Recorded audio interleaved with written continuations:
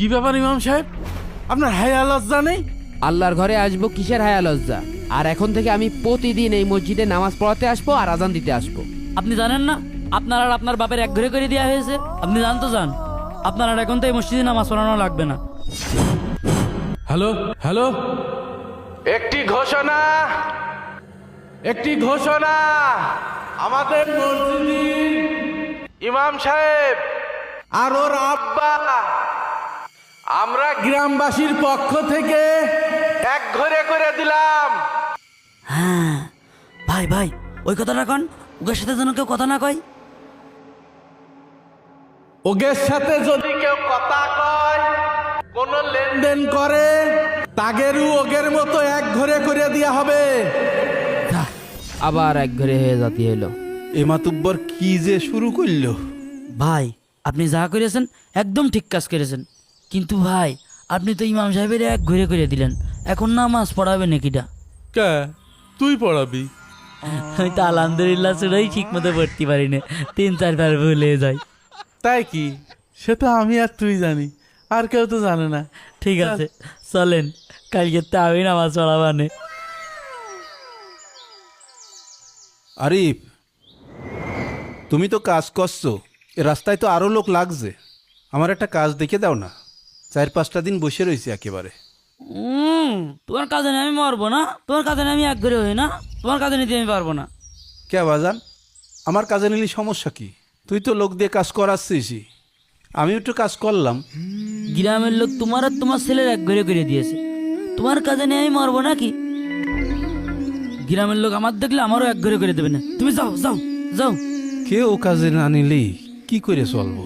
নিজে কাজ পায় না, তোমার কাজে নেবে না।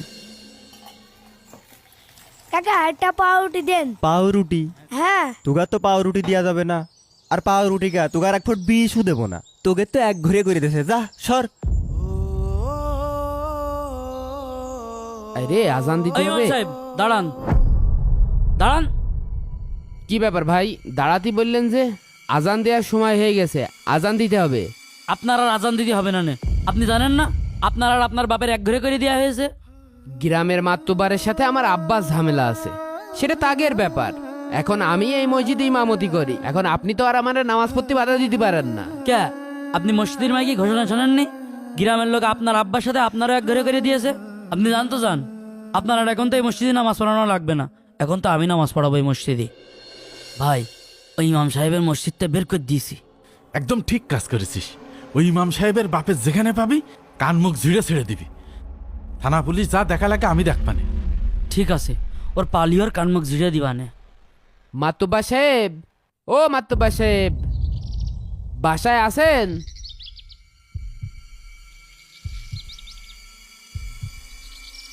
কি ব্যাপার ইমাম সাহেব, আপনি আমার বাসায়? মাতব্বা সাহেব, আমি খুব সমস্যার ভিতরে আছি। আমার ছেলেটা দোকানে গিয়েছে পাউরুটি কিনতে, দোকানদার পাউরুটি দিইনি। তা আমার আব্বা জোনে গেছে, ওরা আমার আব্বা জোনেও নিইনি। আমি মসজিদে নামাজ পড়াতে গিয়েছি, আমার মসজিদে ঢুকতে দিইনি। তা আমি কি করব?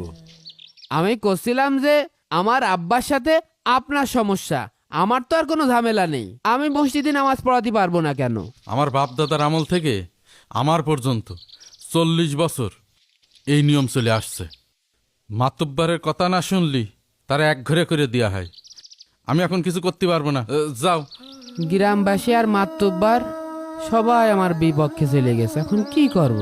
কি ব্যাপার ইমাম সাহেব, আপনার এত করে কলাম, আপনি মসজিদে আসবেন না? আপনার হায়া লজ্জা নেই? আল্লাহর ঘরে আসবো কিসের হায়া লজ্জা?